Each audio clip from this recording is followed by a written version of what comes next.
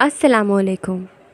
کہانی شروع کرنے سے پہلے چینل جلترنگ کو لائک اینڈ سبسکرائب کرنا مت بھولیے گا۔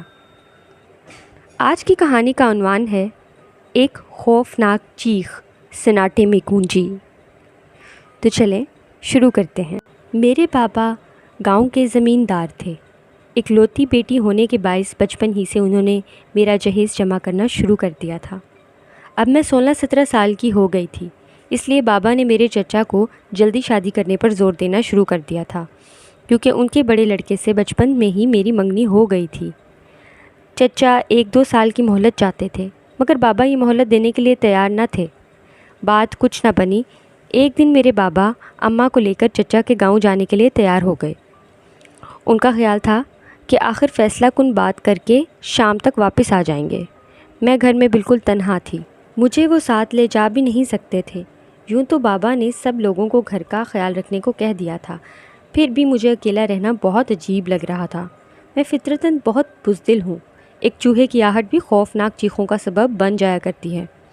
اماں اور بابا تو چلے گئے، لیکن میرا دل اکیلے پن کے خوف سے ڈوبتا رہا۔ دن میں تو کچھ پتہ نہ چلا، رات آئی اور وہ دونوں نہ پلٹے تو میری حالت غیر ہونے لگی۔ شاید چچا نے انہیں روک لیا تھا۔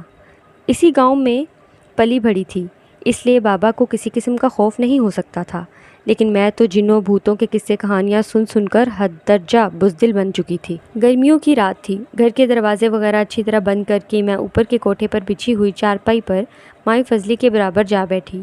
کچھ دیر تو مائی فضلی باتیں بناتی رہی، پھر وہ سو گئی۔ مائی فضلی بوڑھی ہونے کے باوجود گھوڑے بیچ کر سوتی تھی۔ میں چپ چاپ گاؤں کی ڈوبتی آوازیں سنتی رہی۔ آخر پورے گاؤں پر خاموشی کا تسلط ہو گیا اور کچھ دیر بعد مجھے نیند آ گئی۔ بلی منڈیر سے کودی تو اس کے ساتھ کوئی اینٹ بھی گر گئی۔ میری خوفزدہ نیند یک بیک ٹوٹ گئی۔ دل بری طرح دھڑک رہا تھا۔ فضلی بے سدھ سو رہی تھی۔ شاید رات کا دوسرا پہر شروع ہو گیا تھا۔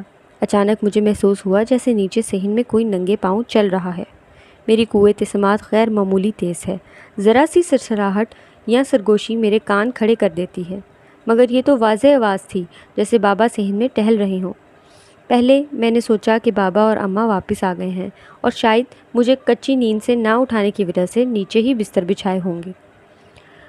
مجھے اپنے خیال پر یقین تو نہ تھا، لیکن دل سے خوف قدرے دور ہو گیا۔ پھر کسی کے کھانسنے کی آواز سنائی دی، مگر وہ اس طرح دم توڑ گئی جیسے کسی نے منہ پر ہاتھ رکھ دیا ہو۔ میں نے غیر ارادی طور پر بستر چھوڑ دیا۔ یہ آواز میرے بابا کی تو نہیں؟ میں دھڑکتے دل سے دبے پاؤں منڈیر پر جا پہنچی۔ وہاں سے نیچے صحن صاف نظر آتا تھا، کیونکہ چھجا آگے لگا ہوا تھا۔ میں منڈیر سے اتر کر چھجے پر آ گئی اور نیچے جھانکا۔ اس وقت تک مجھے کچھ خیال تھا کہ بابا اور چچا وغیرہ آ گئے ہوں، شاید کچھ باتیں کر رہے ہیں، لیکن یہ کیا؟ نیچے کا نقشہ ہی عجیب تھا۔ گھر کے سارے صندوق صحن میں پڑے تھے اور ایک آدمی جس کی میری طرف پیٹھ تھی ایک کھلے صندوق سے کپڑے وغیرہ نکال کر بڑی سی چادر میں ڈال رہا تھا۔ اسی لمحے مجھے جھرجھری سی آ گئی۔ وہ بابا نہیں، کوئی دوسرا شخص تھا۔ پلک جھپکتے دوسرا آدمی اندر سے کچھ اٹھائے صحن میں آ گیا۔ چاند کی روشنی میں بھی ان کے نقوش اتنے دھندلائے ہوئے لگ رہے تھے کہ میں یہ نہ جان سکی کہ یہ کون لوگ ہیں۔ میرے دیکھتے ہی دیکھتے تیسرا آدمی چوتھے کی مدد سے میرے جہیز کا بھاری صندوق اٹھائے باہر آ گیا۔ میں بت بنی یہ سب کچھ دیکھ رہی تھی۔ خوف سے میں پلکیں تک جھپکنا بھول گئی۔ مجھے لگ رہا تھا جیسے کوئی بندوق لیے میرے سر پر کھڑا ہے۔ مائی فضلی کے تیز خراٹے یقیناً ان تک پہنچ رہے تھے، تبھی وہ بڑے آرام سے سامان اکٹھا کر رہے تھے۔ میرے جہیز کا صندوق کھلا اور چاند کی چاندنی میں روپہلے لباس جھلملا گئے۔ نقرئی کرنیں کانپنے لگیں۔ اس صندوق میں تو میرا سارا زیور رکھا تھا، وہ بھی چھوٹے سے قد والے آدمی کے ہاتھ لگ گیا۔ ڈبہ کھلا تو سونے کی تیز چمک ان چاروں کی آنکھوں میں اتر آئی۔ میں لاکھ بزدل سہی، مگر اپنے جہیز کو یوں لٹتا دیکھ کر میرے اندر ایک عجیب سا جذبہ امڑ آیا۔ میری کنپٹیاں سلگنے لگیں۔ جی چاہا آگے بڑھ کر چاروں سے جا بھیڑوں۔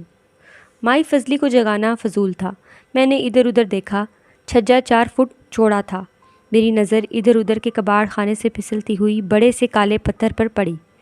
یہ پتھر مدت سے یہاں پڑا تھا اور اتنا بھاری تھا کہ اسے اٹھانا مجھ جیسی ناتواں لڑکی کے لیے بڑا دشوار تھا۔ لیکن جب میں نے اپنے سارے زیور ان کی کالی گٹھری میں بندھتے دیکھے تو ایک انجانی طاقت کے تحت میں جھکے انداز سے آگے بڑھی اور پوری طاقت سے پتھر اٹھا لیا۔ میری آنکھیں حلقوں سے ابل پڑیں، جسم میں کپکپاہٹ بڑھ گئی، لیکن میں نے پتھر 1 فٹ تک اونچا اٹھا لیا۔ چھجے کے بالکل نیچے جہاں یہ ڈرامہ کھیلا جا رہا تھا، میں نے ایک بار پھر چاندنی میں چمکتے گنجے آدمی کو دیکھا اور پتھر پوری طاقت سے چھجے سے نیچے لڑکا دیا۔ ایک خوفناک چیخ گاؤں کے سناٹے میں گونجی اور بھگدڑ مچ گئی۔ میں نے صرف یہ دیکھا کہ ایک آدمی جو ہی زمین پر گرا تو دوسرا اسے کاندھے پر اٹھا کر تیزی سے بھاگا۔ باقی 2 بھی ہوا ہو گئے۔ پھر میں نے مائی فضلی کو اٹھایا۔ گاؤں میں شور مچ گیا، سب لوگ اکٹھے ہو گئے۔ اگرچہ چور بھاگ چکے تھے مگر صحن میں خون ہی خون بکھرا ہوا تھا۔ میرا ایک جوڑا تو خون میں تقریباً ڈوبا ہوا تھا۔ صبح ہونے تک میں روتی رہی، سب لوگ مجھے تسلیاں دے رہے تھے۔ اس کارنامے کے بعد پھر وہی بزدلی مجھ پر طاری ہو گئی۔ ایک آدمی اسی وقت بابا کو بلانے چلا گیا تھا۔ صبح تک بابا چچا وغیرہ کے ساتھ آئے، پولیس بھی آ گئی۔ خون کے دھبوں کی بدولت ملزموں کے گھر تک پہنچنے میں آسانی ہو گئی تھی۔